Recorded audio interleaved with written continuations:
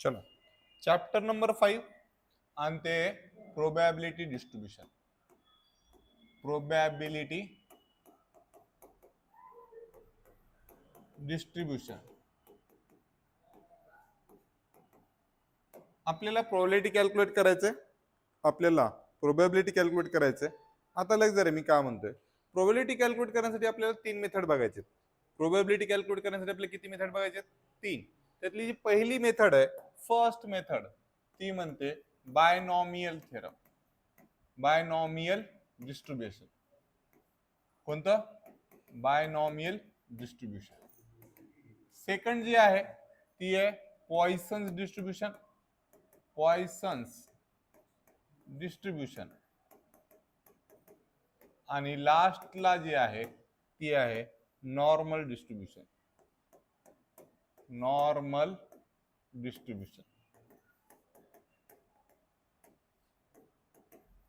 आपल्याला हे 3 बघायचे. आपल्याला प्रोबॅबिलिटी डिस्ट्रीब्युशन अंडर 3 टाइप आहेत आणि तिन्ही टाइपवर मेन एक्झाम मध्ये एक एक क्वेश्चन कंपल्सरी विचारला जातो. आणि याच्याच पैकी आणखीन एक क्वेश्चन ह्या तिन्ही पैकी एका मेथडवर असतो. म्हणजे एका मेथडवर ह्या तिन्ही पैकी कुठल्या तरी एका मेथडवर डबल क्वेश्चन विचारला जातो. म्हणजे हा जो क्वेश्चन आहे तो नियर अबाउट ऑर सहित हा 16 मार्काचा चॅप्टर आहे. ऑर सहित 16 मार्काचा आहे. आणि कंपल्सरी जर विचारलं तर ते असते 12 मार्क. ठीक आहे. प्रत्येक बीटवर प्रत्येक डिस्ट्रीब्युशनवर एक क्वेश्चन असतो. मग आज आपण पहिल्यांदा जो आहे तो फर्स्ट टाइप शिकणार, ते म्हणजे बायनॉमियल डिस्ट्रीब्युशन. मग इथे हेडिंग टाका बायनॉमियल डिस्ट्रीब्युशन. मग हेडिंग काय? Binomial distribution. आता लग रे बायनॉमियल डिस्ट्रीब्युशनचा डिस्ट्रीब्युशन बायनॉमियल डिस्ट्रीब्युशनचा जो पहिला टाइप आहे, सॉरी जो फॉर्म्युला आहे तो काय? तर probability of anything P of R is equal to, formula लक्षात ठेवायचा, probability of A R is equal to काय? तर N combination with R, probability of success raise to R into probability of A फेल्युअरचा power N minus R. ठीक आहे. याच्यामध्ये N म्हणजे काय असतील तर नंबर ऑफ ट्रायल्स असतील. काय असतील? Number of trials. ठीक आहे. त्याच्यानंतर आर म्हणजे रिक्वायर्ड इव्हेंट असेल. ठीक आहे. आणि पी म्हणजे असेल probability of success. Probability of success. ह्या सगळ्या टर्मचा जे सगळे टर्म्स आहेत त्या सगळ्या टर्मचा अर्थ मी काय करेन प्रॉब्लेम मध्ये समजावून सांगतो. आणि क्यू म्हणजे काय असेल? Probability of failure. Probability of failure. हो, प्रोबॅबिलिटी ऑफ फेल्युअर. चलो हे कळालं. आणि एक लक्षात ठेवायचं, प्रोबॅबिलिटी ऑफ सक्सेस पी आणि प्रोबॅबिलिटी ऑफ फेल्युअर क्यू यांची बेरीज ऑलवेज काय असते? 1 असते. कारण चेक करा, आपण पर्सेंटेज मध्ये प्रोबॅबिलिटी सांगत असतो. आपण शक्यतो प्रोबॅबिलिटी कसं सांगतो? पर्सेंटेज मध्ये. जसं की सांगतो की जर समजा एखादा चान्स आहे, आज सी लँग्वेजचा क्लास होण्याचे चान्सेस हे समजा 80% होते, तर न होण्याचे चान्सेस किती झाले? 20%. किंवा मॅथमॅटिक्सचा क्लास 8 वाजता होण्याचे चान्सेस किती आहेत? 80% आहेत, तर न होण्याचे चान्सेस किती आहेत? 20%. म्हणजे तुम्ही 90 वरून सॉरी 80 सांगितले असेल, 20 कसं कन्सिडर केलं? तर तुम्हाला माहिती आहे की मॅक्सिमम प्रोबॅबिलिटी काय असते? 100%. In the form of percentage सांगितलं तर, बट विदाउट पर्सेंटेज सांगितलं तर ते किती असते? 1. कळालं? पर्सेंटेज म्हणजे काय रे? 90 किंवा 80% जेव्हा म्हणतो आपण, 80%चा अर्थ काय होतोय? 100% जर चान्स असेल काम व्हायचा, त्याच्यापैकी किती टक्के किती व्हायले? 80. ह्याला म्हणतात 80%. ठीक आहे सर, 80 का गेलेत? दुसरं घ्या, 70 घ्या. 70% म्हणजे काय रे? 70 डिवायडेड बाय 100. जर कॅल्क्युलेशन विदाउट पर्सेंटेज काढलं तर किती येते रे? हे येते 0.7, हे येते 0.8. कळालं? मग लक्षात ठेवायचं की जर प्रोबॅबिलिटी ऑफ सक्सेस जर माहित असेल तर प्रोबॅबिलिटी ऑफ फेल्युअर आपण काढू शकतो. जसं की मी तुम्हाला सांगितलं, एखादं काम होण्याचे चान्सेस 25% असेल एखादं काम व्हायचं चान्सेस जर 25% असेल तर न काम होण्याचे चान्सेस किती आहेत रे? 75%. हे कसं काढायलो? तर डायरेक्टली आपण 100 मधून मायनस करायलो. राईट आहे. सेम वेनी इथं प्रोबॅबिलिटी ऑफ सक्सेस ही काय असते? 1 पेक्षा कमी असते. तर probability of success plus probability of failure in terms of जर व्हॅल्यू सायन्स झालं तर ती काय असायला पाहिजे? 1. आणि in terms of percentage science असेल तर काय करावं लागेल? 100. कळालं? बट इथं कॅल्क्युलेशन करत असताना आपण कधीच पर्सेंटेज मध्ये कॅल्क्युलेट करत नाही. हा, त्यांनी जर मेन्शन केले find out the probability in terms of percentage तर तुम्ही पर्सेंटेज काढू शकता.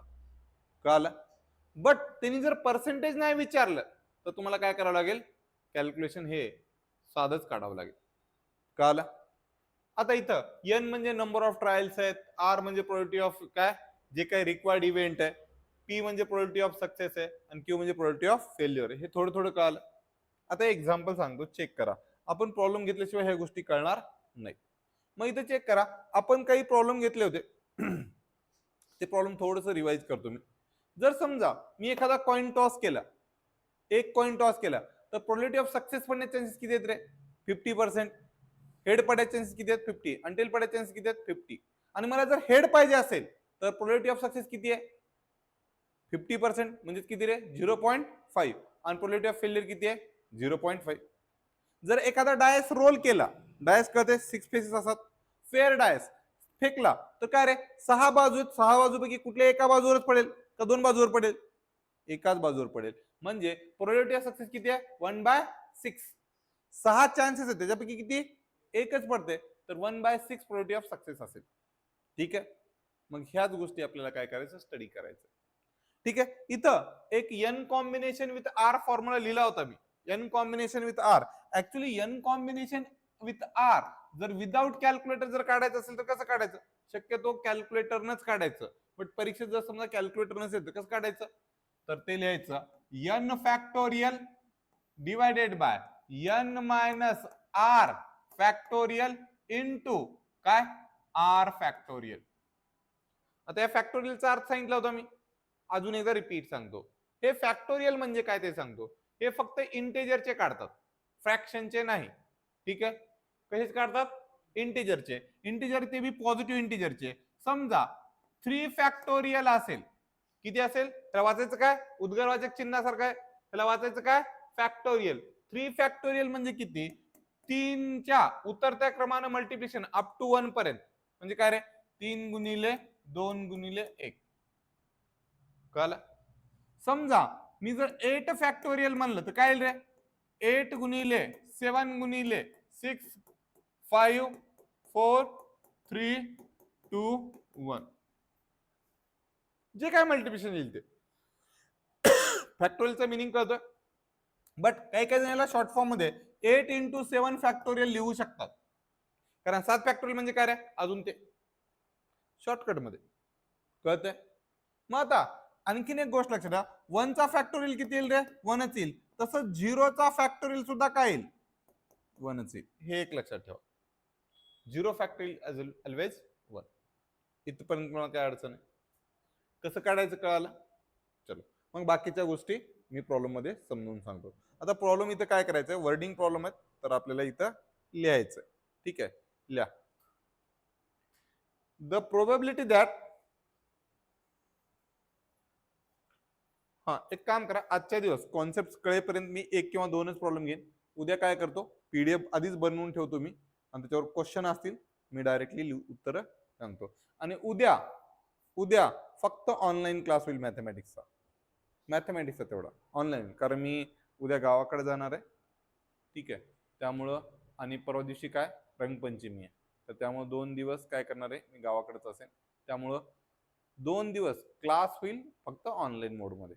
हा, तुम्हाला कळेल याची गॅरंटी. ठीक आहे. नाही कळालं तर तो पार्ट मी काय करेन? रिवाइज करेन. जर समजा एखाद्याला तो पार्ट नाही कळाला तर तो मी पार्ट रिवाइज करेन, काय टेन्शन घ्यायचं. आणि उद्या आणि परवा फक्त याच मेथडवर प्रॉब्लेम घेणार आहे. कोणत्या? बायनॉमियल डिस्ट्रीब्युशनवर.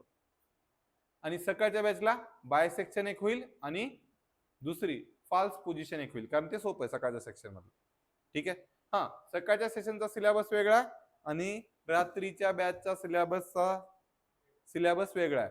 आणि रात्रीच्या बॅच मध्ये सगळे आणखीन चॅप्टर कव्हर करणार आहे. तसंच सकाळच्या बॅचला चौथा आणि पाचवा चॅप्टर मी रिवाइज करणार आहे. ठीक आहे, चलो मग आता पहिला प्रॉब्लेम लिहा. मी पीडीएफ तयार केली काय याच्यामध्ये का पाठवू? मी थोडा वेळ मला देता का? मी प्रिंट करून देतो. ऑनलाईन वाले थोडा वेळ थांबता का रे, 2 मिनिटं. हा मी प्रॉब्लेम हे करतो, म्हणजे प्रिंट करून घेतो इकडं.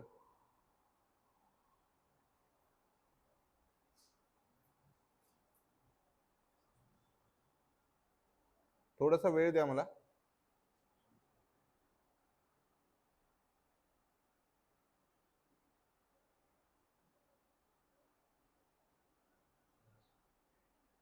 दोन मिनिट द्या फक्त, 2 मिनिट.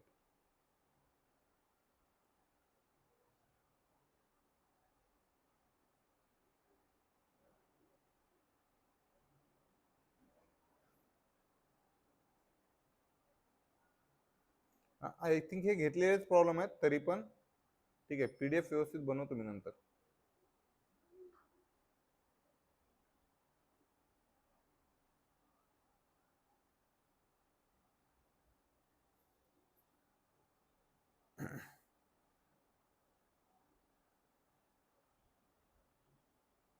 दोन मिनिट वेट करायला फक्त.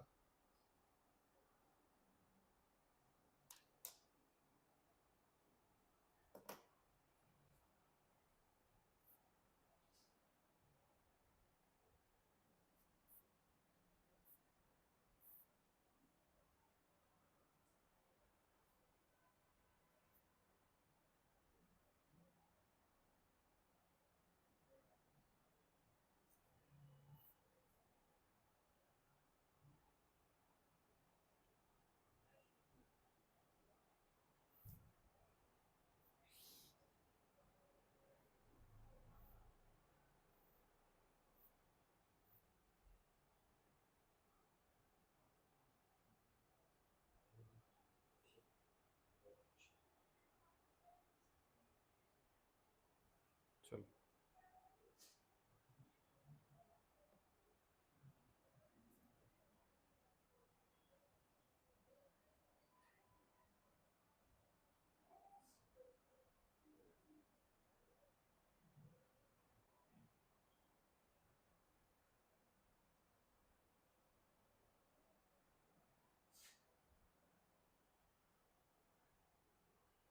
अरे आहेत ना, भरपूर सारे प्रॉब्लेम आहेत आपल्याकडे, जबरदस्त.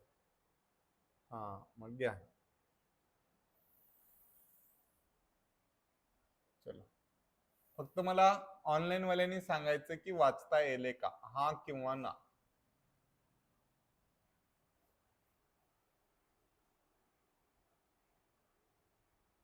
वाचता येले का रे?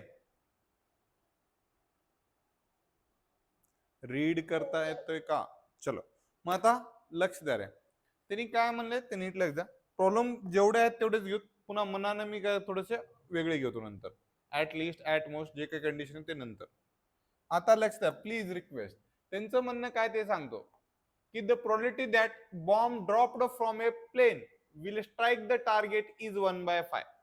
म्हणजे काय, जर समजा त्यांनी बॉम्ब जर टाकला तर त्यांची प्रोबॅबिलिटी ऑफ चान्सेस किती आहेत? 1/5. तर प्रोबॅबिलिटी ऑफ सक्सेस किती आहे रे? पी इज इक्वल टू किती आहे? 1/5. 1/5 म्हणजे किती रे?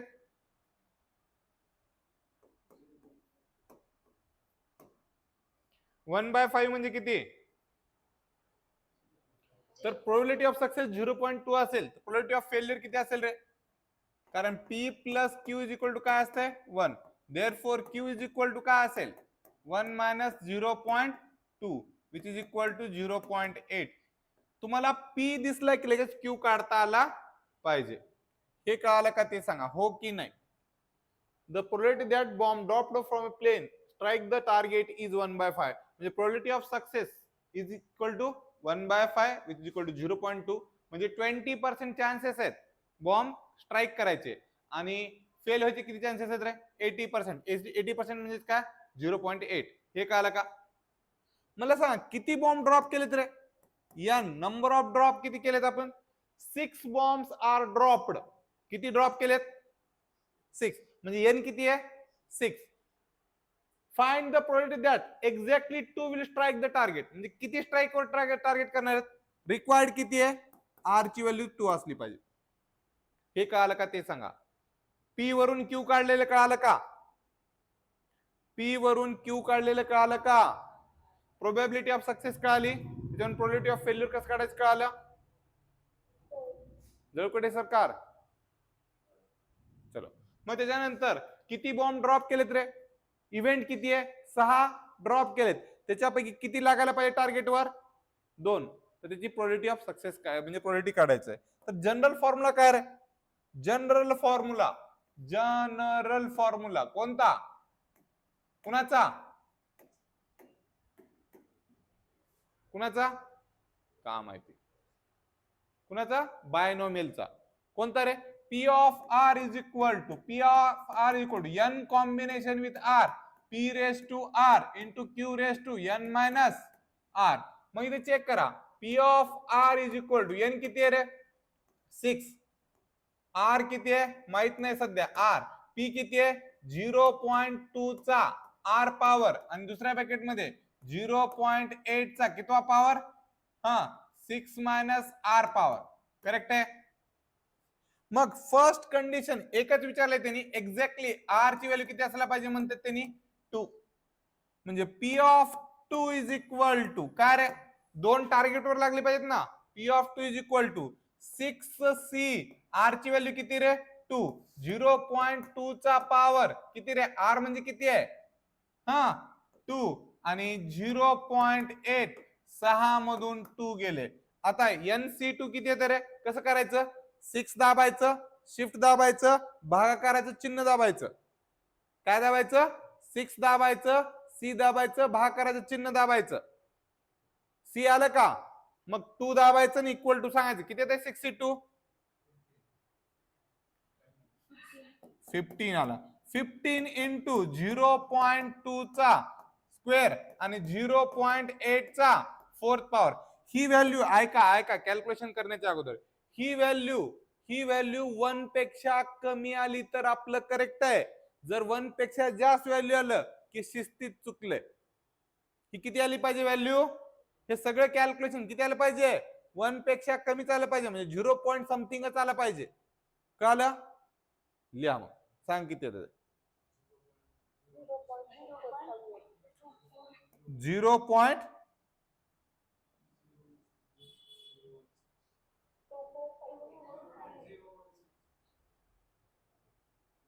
अबे लाजा वाटत त्या कॅल्क्युलेशन, तुमच्या हातात कॅल्क्युलेटर आहे.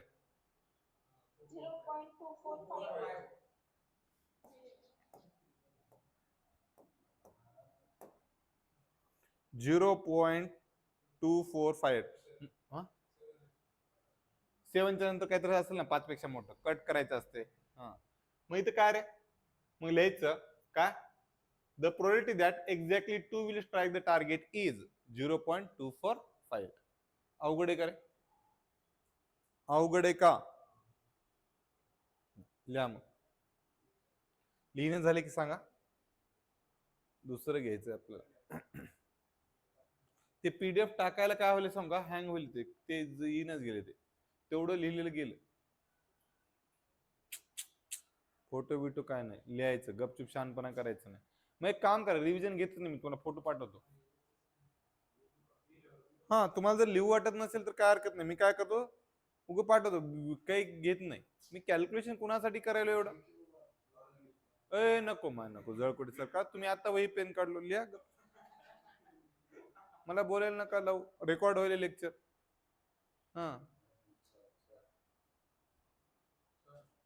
नाहीतर फेमस होत चाल, नाहीतर उगत जळकोटे सरकार शिवाय खाल्ले. हे टाकणार आहे उद्या परवा, मला तेवढंच काम आहे, तेच करणार आहे. सगळे रेकॉर्ड केलेत आतापर्यंत व्हिडिओ.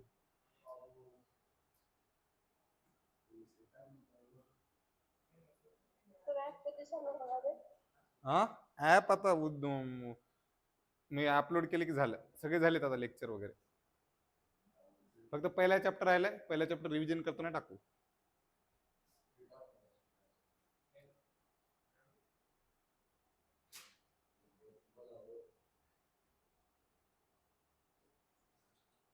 चलो वैष्णवी, काय डाउट आहे बेटा? नाही सर.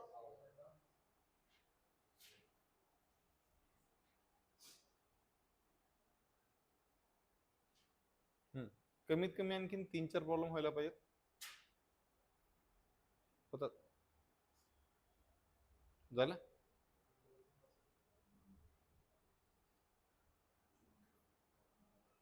किंवा इथे जनरल फॉर्म्युला करण्याच्या ऐवजी काय करा, बाय युजिंग, नाही तर जनरल फॉर्म्युला लिहिला तरी चालतं बरं, टेन्शन घेऊ नका. बाय युजिंग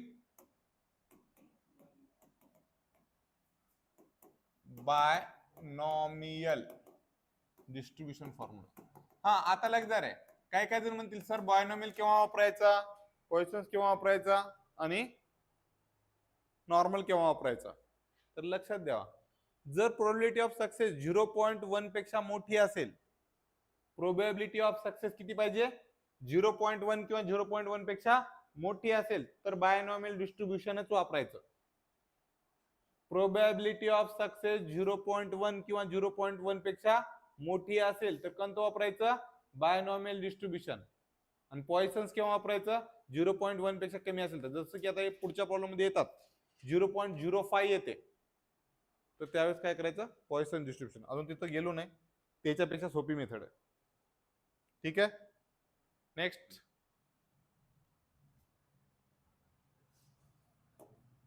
चला,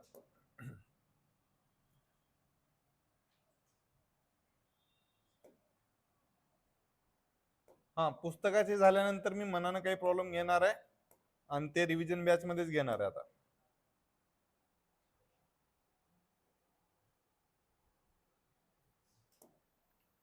चलो, गडबड करायची नाही, वाचता यायला का तेवढं सांगायचं फक्त. चलो, काय म्हणणार आहे त्यांचं? If 30% of the bulb produced are defective, म्हणजे किती पर्सेंट बल्ब डिफेक्टिव्ह आहेत रे? बरं, पुन्हा काय शोधायचं? डिफेक्टिव्ह पीस शोधायचं. आता मला सांगा, डिफेक्टिव्ह पीस शोधायलो आणि ते सापडलं तर प्रोबॅबिलिटी ऑफ सक्सेस आहे का फेल्युअर आहे? जे शोधायलो ते जर सापडलं तर सक्सेस आहे. म्हणजे प्रोबॅबिलिटी ऑफ 30% जे डिफेक्टिव्ह आहेत ती प्रोबॅबिलिटी कुणाची आहे? सक्सेसची का फेल्युअरची? चलो, जर समजा प्रोबॅबिलिटी ऑफ सक्सेस जर 30% असेल तर प्रोबॅबिलिटी ऑफ फेल्युअर किती असेल रे? 70%. पर्सेंट मध्ये सांगायलो तर पी ची व्हॅल्यू इथं किती येईल रे? हा, इथं रिपीट लिहितो मी. पी ची व्हॅल्यू 30% म्हणजे किती? हा, 0.3. आणि P plus Q is equal to 1 करून क्यू ची व्हॅल्यू काढते बरं का. डायरेक्टली 70% लिहायचं नाही, फक्त तुम्हाला कळते का बघायला तुम्ही. काय करायचं? 1 मायनस पी, 1 मायनस 0.3 किती आलं रे? 0.7. हे कळालं का ते सांगा. हे लिहायचं नाही डायरेक्टली, कळालं? हे पी ची व्हॅल्यू आणि क्यू ची व्हॅल्यू कळाली का ते सांगा मला. प्रोबॅबिलिटी ऑफ सक्सेस कळालं कसं काढायचं ते? त्यांनी दिलेलं असेल. क्यू ची व्हॅल्यू कसं काढायचं कळालं. मग त्याच्यानंतर चेक करा रे, find the probability that out of 4 bulb, किती बल्ब सिलेक्ट करायलेत रे? किती बल्ब सिलेक्ट करायलेत?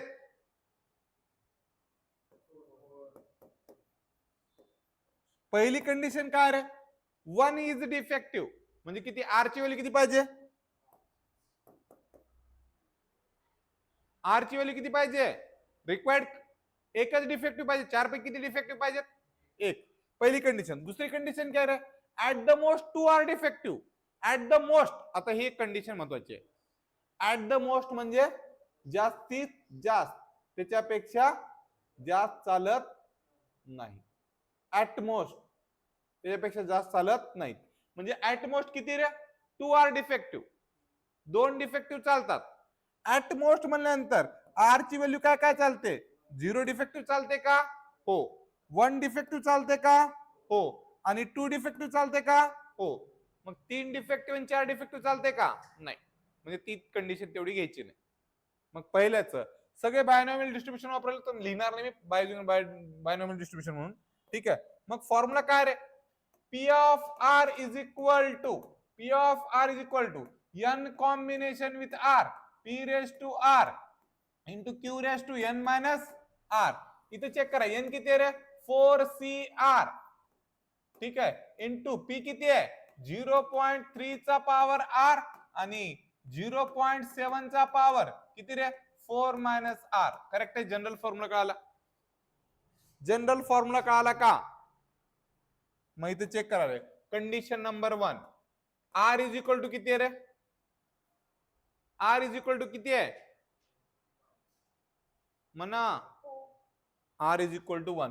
म्हणजे तुम्हाला पी ऑफ 1 कॅल्क्युलेट करायचंय. पी ऑफ 1 म्हणजे काय रे 4C1 0.3 चा पावर 1 आणि 0.7 चा पावर 4 मधून 1 गेला. हा 4C1 ची व्हॅल्यू 4 आली का? हा त्याच्यानंतर 0.3 चा पावर 1 आणि 0.7 चा पावर 3 किती आला चेक करा 0.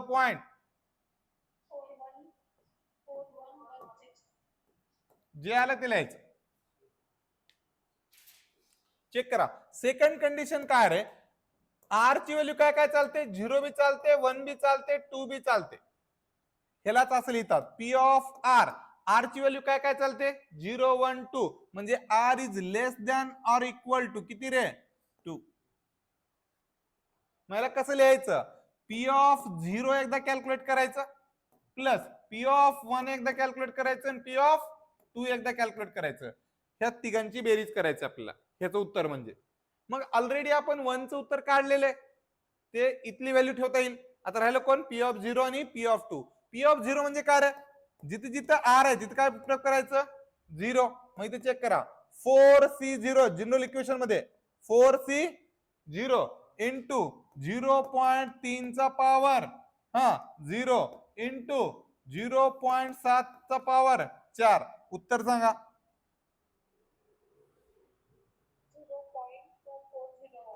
0.2401. इकडे लग जाता पी ऑफ, मी कलर चेंज करवलं पेनचा, पी ऑफ 2 पण काढू आपण. पी ऑफ 2 म्हणजे काय रे 4C2 ब्रॅकेट मध्ये 0.3 चा स्क्वेअर आणि 0.7 चा पण स्क्वेअरच. कॅल्क्युलेशन डायरेक्टली सांगा आता, मला टाइमपास करायची इच्छा नाही. 0.2646. आता सगळ्यात महत्वाचं हे उत्तर काढायचं बरं का. P of R is less than or equal to 2 म्हणजे ही second condition is equal to P of 0 plus P of 1 plus P of 2 म्हणजे काय रे पी ऑफ 0 किती आहे 0.2401 प्लस पी ऑफ 1 किती आहे रे 0.4116 आणि प्लस जी पी ऑफ 2 किती आहे 0.2646. या तिघांची सुद्धा बेरीज किती आली पाहिजे लेस दॅन 1. 0.9163. बरं ह्यालाच मी वेगळ्या पद्धतीने लिहू शकलो असतो बरं का. काय काय चालते आपल्याला 0 1 2 चालते, चालत काय नाही 3 आणि 4 चालत नाही. तर पी ऑफ 3 आणि पी ऑफ 4 काढायचं त्याची बेरीज करायचं ते कशातून मायनस करायचं 1 मधून मायनस करायचं. तरी पण उत्तर हेच येते. जे चालत नाही ते जर 1 मधून मायनस केलं तर जे चालतंय ते उत्तर येत असते. कळलं? ते पुढे लागणार आहे आपल्याला ती कंडिशन. जर भरपूर सारी कंडिशन विचारलं तर बेरीज करत बसणार का मग तुम्ही ना, ते दाखवतो मी प्रॉब्लेम मध्ये, टेन्शन नाही. कळाले का रे? बायनॉमियल पेक्षा त्याच्या पुढचा जो टाइप आहे ते सोपा आहे पॉइसन्स, आणि पॉइसन्स पेक्षा सोपं नॉर्मल. आणि कंडिशन ते सांगतो कळालं तर, नाही कळालं तर मग सगळे हवेतच. कळाले का रे वैदही? आणि आणखीन एक सांगतोय तुम्हाला मजाक वाटेल, तुम्ही जर फोटो नाही पाठवले तर उद्यापासून जॉईन करून घेणार नाही. बरं तुम्हाला एवढा कॉन्फिडन्स आहे का की तुम्हाला आउट ऑफ मार्क पडणारच नाही म्हणून? होय वैदही? अगं मोबाईलने सेल्फी काढून पाठव. कुणाला तर भारी फोटो काढायला लाव. काय एवढा भारी मोबाईल आहे पाठवायचं. आता काय काय लेकरांनी काय केलं माहितीये का, ते पासपोर्ट फोटोवर फोटो काढून पाठवला. अबे मी काय म्हणतो, तुम्ही रॅन्डम फोटो आहे ना, मोबाईल आहे ना सगळ्याकडे, कुणाकडे नाही असं आहे का रे? सगळ्याकडे मोबाईल आहे. रॅन्डम फोटो जर चांगल्या बॅकग्राऊंड मध्ये काढून पाठवायचं सोडून कसली उगत ह्याच्यावर झूम करू करू पाठवलेत. अबे मला बॅनरवर फोटो टाकायचा आहे, तर मी जर ते फोटो टाकला तर ते काय रे, बॅनरवर फाटून फाटून ते दिसते का चांगलं? एचडी क्वालिटी मध्ये चांगला फोटो काढून पाठवा म्हणलं तर ते पासपोर्ट साईज फोटो वाढेल. आता मी डोकं पडवून घेऊ का यांच्यासमोर? हा, बरं तुम्हाला गॅरंटी आहे का तुम्हाला आउट ऑफ मार्क पडणार नाही म्हणून? असले तर सांगा, तसं काय अडचण नाही, मी कुणाला मागत नाही. अबे तुम्ही विचार करा, कॉलेजचा सिलेबस अजून कुठे आहे की आपला सिलेबस कम्प्लीट होऊन सकाळी एक बॅच चालू आहे रिव्हिजन वाली, संध्याकाळी वाली एक रिव्हिजन बॅच चालू आहे, आणि मी म्हणालो की युनिट टेस्ट झाल्यानंतर आणखीन एकदा रिव्हिजन होते. तर आउट ऑफ मार्क पडतात बे, विश्वास ठेवा स्वतःवर जरा. आणि मी तर म्हणालो आपल्याकडे जेवढे लेकर आहेत ना त्यापैकी 50%, मी तर 30 लेकरांचं टार्गेट सांगितले, आठवले का? 30 ते 40 लेकरांना आउट ऑफ मार्क पडणार, तर त्यापैकी तुम्ही एक असावा, माझी इच्छा आहे ती. बरं, मी काय पळून सिलेबस कम्प्लीट करायलो का? नाही नाही, आता हे झालं मी पुढचा बीट घेतो असं म्हणालो का? तुम्हाला कळाल्याशिवाय पुढे चाललोय का? मग तुमच्यासाठी एवढं जीव तोडून चालू, तुम्ही साधा एक फोटो पाठवायला एवढा हे करायला. बरं मी काय करणार आहे फोटोचं तुमच्या? बाय तडाव इन्स्टाहून घ्या म्हणे, मला का तेवढेच काम आहेत की इन्स्टा सगळ्याचे हे करून फोटो घ्यायला? पाठवू वाटलं पाठवा, नाहीतर उद्यापासून मी काय करणार, ज्यांनी फक्त फोटो पाठवलेत आणि ते बी चांगला फोटो पाठवा. कसंही पाठवून फॉर्मॅलिटी मध्ये करू नका. फोटो काय करतो, नाही पाठवले तर मी बिंदास काय करणार तेही सांगतो, कुणालाच अटेंड करू देणार नाही. ज्यांनी फीस सॉरी ज्यांनी फोटो आणि डिटेल्स पाठवले त्यांचाच मी काय करेन, क्लास घेईन. कशाला उगं, एकदा सिलेबस कम्प्लीट केला असाय तसंही कसंही चालते, काय अडचण, फक्त तुम्ही आहेत म्हणून ओळखू यावं. तसले चष्मे नको, असं शिंगावाले, हा पुरीचे त्यातले ते, हा तसले नको. झालंय? बरं कळालं का रे? ऍटमोस्ट म्हणजे काय आलं, जास्तीत जास्त, त्याच्यापेक्षा जास्त चालत नाही.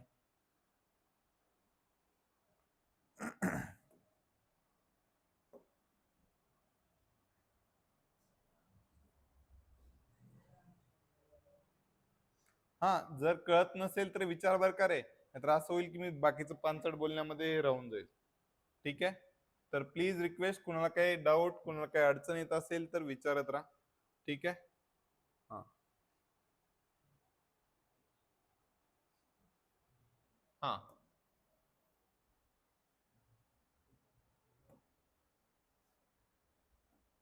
हा, थोडीशी मदत करायची मला, कळणार गेली तर काय हरकत नाही.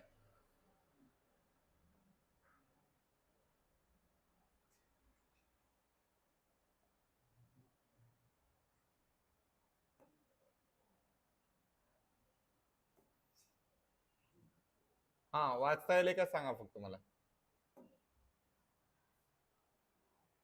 वाचता येईल का रे? The probability that a pen manufactured by a company will be defective is 1/10. म्हणजे प्रोबॅबिलिटी ऑफ सक्सेस किती आहे रे? 1/10 म्हणजे किती? The probability that pen manufactured by a company will be defective is 1/10. म्हणजे डिफेक्टिव्ह बनण्याचे चान्सेस किती आहेत? डिफेक्टिव्ह पेन बनण्याचे चान्सेस किती आहेत? 0.1. तर चांगल्या पेन म्हणजे प्रोबॅबिलिटी ऑफ फेल्युअरचे चान्सेस किती आहेत? हे 0.9 कुठून आलं कळालं का? ज्यांना कळालं नाही त्यांच्यासाठी मी कॅल्क्युलेशन करून देतो, लक्ष द्या रे. पी प्लस क्यू ची बेरीज किती येत असते? पी प्लस क्यू याची एवढी ऍडिशन किती येत असते? ऑलवेज 1. तर Q is equal to 1 minus P, तर 1 मायनस 0.1. कसलं अवघड कॅल्क्युलेशन आहे बघा, आमच्या गलीतला बाळू करायला कॅल्क्युलेशन, मी त्याचं बघून केले. पी ची व्हॅल्यू आणि क्यू ची व्हॅल्यू कळाली? हो किंवा नाही? हा, असे किती पेन मॅन्युफॅक्चर केलेत? म्हणजे एन इज इक्वल टू किती रे? 12. 12 pens are manufacture. Find the product that. Exactly किती आहेत रे? पहिली कंडिशन एक्झॅक्टली म्हणजे आर ची डायरेक्ट व्हॅल्यू किती आहे? Exactly 2 will be defective. कळालं? दुसरी कंडिशन काय रे? At least 2 will be defective. At least म्हणजे काय रे? कमीत कमी 2 डिफेक्टिव्ह पाहिजेत. ऍटलिस्ट म्हणजे R is less than or sorry greater than or equal to, less than नाही, greater than or equal to किती रे? 2. म्हणजे काय काय चालतंय ब्रॅकेट मध्ये लिहितो. ऍटलिस्ट म्हणजे कमीत कमी 2 डिफेक्टिव्ह चालतात. म्हणजे काय चालतं रे? 2 चालते का नाही चालत? 3 चालतंय, 4 चालतंय, 5 चालतंय, 6 चालतंय, 7 चालतंय, 8 चालतंय, 9 चालतंय, 10 चालतंय, 11 चालतंय, 12 चालतंय, 13 चालतंय का? 12 सिलेक्ट करायलो. म्हणजे 12 पैकी 2 डिफेक्टिव्ह चालतात, 12 पैकी 3 चालतात, 12 पैकी 4 चालतात, असं 12 पैकी 12 बी डिफेक्टिव्ह चालतात. एवढं कॅल्क्युलेशन करू शकतो का आपण? नाही. मग ही व्हॅल्यू कशी काढायची? P of R is greater than or equal to 2 कसं काढायचं? लक्ष द्या रे. मला काय काय चालतंय इथं? 2 3 4 असं अप टू 12 पर्यंत चालतंय. मग एवढं कॅल्क्युलेशन करेपर्यंत काय होईल रे? पेपर संपून जाईल. मग काय करायचं? तर लक्षात ठेवा, जे चालत नाहीत ते 1 मधून मायनस करायचं. 1 मायनस काय काय चालत नाही रे?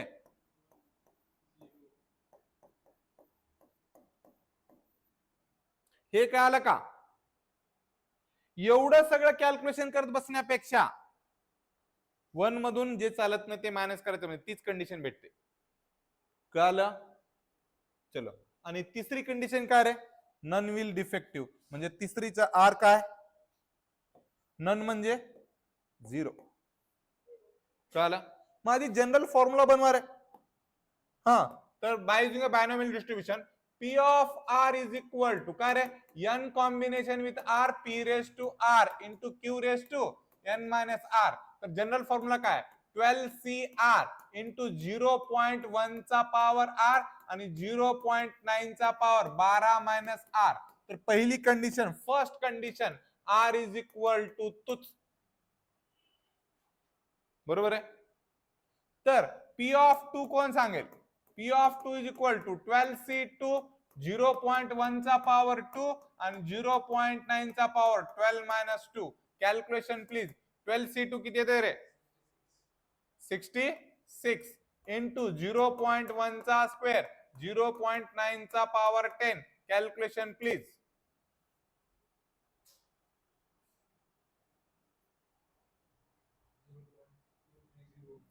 (0.2301). हे काय आलं? आता सेकंड कंडिशन मध्ये इकडं लग जरे, आर ची व्हॅल्यू ऍटलिस्ट म्हणजे काय रे? कमीत कमी 2. म्हणजे आर हा जास्त पाहिजे 2 पेक्षा. तर काय काय कॅल्क्युलेट करावं लागेल रे? P of 2 plus P of 3 plus P of 4 plus P of 5 plus P of 6 plus P of 7 plus P of 8 plus P of 9 P of 10 plus P of 11 plus P of 12. एवढं करायला वेळ आहे का आपल्याकडं?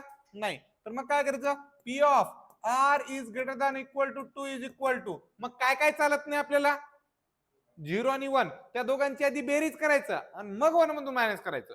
म्हणजे 1 minus काय रे? P of 0 plus P of 1. चलो, मग आता पी ऑफ 1 कसं, पी ऑफ 0 कसं काढायचं रे? 12C0 इंटू 0.1 चा पॉवर 0 0.9 चा पॉवर 12 मायनस 0. कॅल्क्युलेशन करून सांगा मला. हे 1 येईल बहुतेक. हे 1 येईल 0.2824. करेक्ट आहे का रे? हा, आता लग जरा कलर चेंज करालो. पी ऑफ 1 कॅल्क्युलेट करा. पी ऑफ 0 हा पार्ट कळाला का ते सांगा. आणि मी हे असं का लिहिले कळालं का हे बी सांगा. हा, पी ऑफ 1 सांगा रे. आधी फॉर्म्युला फॉर्म्युला फॉर्म्युला. हा, 12C1 0.1 चा पॉवर किती? 1 आणि 0.9 चा पॉवर 12 मायनस 1. म्हणजे 12C1 12 येते. ठीक आहे. 0.1 चा पॉवर 1 आणि 0.9 चा पॉवर 11. हा, 0.3765. 3765. मग आता आपल्याला जे रिक्वायर्ड सोल्युशन पाहिजे, P of R is greater than or equal to 2 is equal to 1 minus bracket मध्ये हे पी ऑफ 0 ची व्हॅल्यू किती रे, 0.2824 प्लस 0.3765. हा डायरेक्टली मला उत्तर सांगायचंय 0.3411. हा पॉइंट मध्ये थोडासा 3410 येऊ शकते, कुणाचं 3412 येऊ शकते, 0.34 च्या पुढे काही पण येऊ शकते बरं का, घाबरायचं नाही. आता हे कळालं का बरं ते सांगा मला, 1 मधून का बरं मायनस केले कळालं? कारण लक्षात ठेवायचं की टोटल प्रोबॅबिलिटी काय असते, जर समजा 12 सिलेक्ट केलेत तर सगळ्यांची बेरीज ही 1 आली पाहिजे. पुन्हा सगळ्यांची, तर एक्झाम्पल सांगतो, इकडे जर इकडे झाली 12 क्वांटिटी सिलेक्ट केलेत, किती एन किती आहे 12, तर त्यामध्ये काय शकतं रे, 0 डिफेक्ट असू शकतात, 1 इफेक्टिव्ह असू शकतं, असं अप टू 12 च्या 12 डिफेक्टिव्ह असू शकते. तर प्रोबॅबिलिटी ऑफ 0 डिफेक्टिव्हचे चान्सेस किती आहेत ते, plus probability of 1 plus probability of 2 plus probability of 3 plus probability of 4 plus probability of 5 plus probability of 6 plus मायो. समजून घ्या आता मी काय म्हणणार ते, probability of 9 plus probability of 10 plus probability of 11 आणि प्लस प्रोबॅबिलिटी ऑफ 12 किती असायला पाहिजे सगळं कॅल्क्युलेशन 1. n जर 12 असेल तर, आणि जर समजा n जर 5 असेल, n जर 5 असेल तर काय रे, p of 0 plus p of 1 हा plus p of 2 plus p of 3 plus p of 4 आणि प्लस p ऑफ 5 किती आला पाहिजे 1. जर समजा इकडलं जर मी सगळं काय बोललो त्याचं रिझन सांगतो, कारण पुढच्या याच्यामध्ये ना 1000 सिलेक्ट करायचे असते, 100 सिलेक्ट करायचे असते. समजा n ची व्हॅल्यू किती आहे, समजा 8 आहे, तर काय रे, p of 0 plus p of 1 plus p of 2 plus p of 3 plus p of 4 plus p of 5 plus p of 6 plus p of 7 आणि प्लस p ऑफ 8 किती असायला पाहिजे 1. कळालं? आता काय जमतील सर, इथं p ऑफ 5 पर्यंतच 1 आलतं, कारण इथं किती सिलेक्ट केले ते 5, इथं किती सिलेक्ट केलं टोटल, किती पैकी 8 पैकी, 8 पैकी असेल तर काय रे 0 बी चान्स आहे, अप टू 8 पण चान्स आहे, सगळ्याची बेरीज किती आली पाहिजे 1. जर 100 सिलेक्ट केलं तर काय होईल, इकडे लक्ष द्या रे, n इज इक्वल टू जर 100 असेल तर काय होईल, तर लक्ष द्या, p of 0 plus p of 1 plus p of 2 plus p of 3 plus p of 4 plus up to असं p ऑफ 100 किती असायला पाहिजे 1 असायला पाहिजे. मग कधी कधी काय विचारतात माहिती का, 100 सिलेक्ट करायला सांगतात, नंबर ऑफ टर्म किती 100 सिलेक्ट करायला सांगतात, त्याच्यापैकी ऍटलिस्ट 5 आर डिफेक्टिव्ह म्हणतात. काय ऍटलिस्ट 5 आर डिफेक्टिव्ह म्हणजे कमीत कमी किती डिफेक्टिव्ह पाहिजेत 5. म्हणजे काय काय चालतंय 5 चालतंय, कमीत कमी म्हणजे 5 चालतंय, 6 चालतंय, 7 चालतंय, किती पर्यंत 100 पर्यंत. म्हणजे p of 5 plus p of 6 plus p of 7 plus p of 8 plus p of 9 plus p of 10 एवढं काढता येईल का मग 100 पर्यंत नाही. मग काय करायचं, हे पुढचे काढायचे, इकडचे तिकडे येऊन काय करायचे मायनस करायचे, म्हणजे ही क्वांटिटी ती क्वांटिटी कशी होईल सारखी. का बरं कळालं का 1 मधून का मायनस करायचं, ते 1 मधून का मायनस करायचं कळालं का, इथं चेक करा रे, इथं किती सिलेक्ट केले तरी आपण 12, इकडे जा रे, इकडे लग जा, इथं 12 सिलेक्ट केले तर p of 1 plus p of 2 plus p of 3 plus p of 4 plus p of 5 plus p of 6 plus p of 7 plus p of 8 plus p of 9 plus p of 10 plus p of 11 plus p of 12 किती आला असतं 1. बरं मला किती पाहिजेत रे, p of 2 च्या पुढच्या सगळ्यांची बेरीज पाहिजे, p of 2 plus p of 3 plus p सगळ्यांची बेरीज पाहिजे, म्हणजे कुणाकुणाची नाही पाहिजे 0 आणि 1 ची नाही पाहिजे. p ऑफ 0 आणि p मग ह्या दोघाला जर पलीकडे घेऊन गेले तर 1 minus p of 0 plus p of 1 राहते का, चेक करा. कळलं का? त्यामुळे हे उलटे फॉर्म्युले येतात कधी कधी, हे लक्षात आले पाहिजे. कळालं? बरं थर्ड क्वेश्चन राहिला आपल्या ह्याच्यातला, थर्ड क्वेश्चनचा आन्सर कोण सांगते रे, थर्ड क्वेश्चन काय रे, आर इज इक्वल टू 0, तर P of 0 is equal to 12C0, 0.1 चा पॉवर 0 आणि 0.9 चा पॉवर 12, जे की उत्तर आलंय 0. मी फास्ट आहे 2824 आलंय. चेक करा, इथंच काढले ना, कळालं? बरं, प्रोबॅबिलिटी कळाली का रे? चलो मग आणखीन एक घ्यायचा. हा, काय झालं? का रे बेटा? चलो ठीक आहे.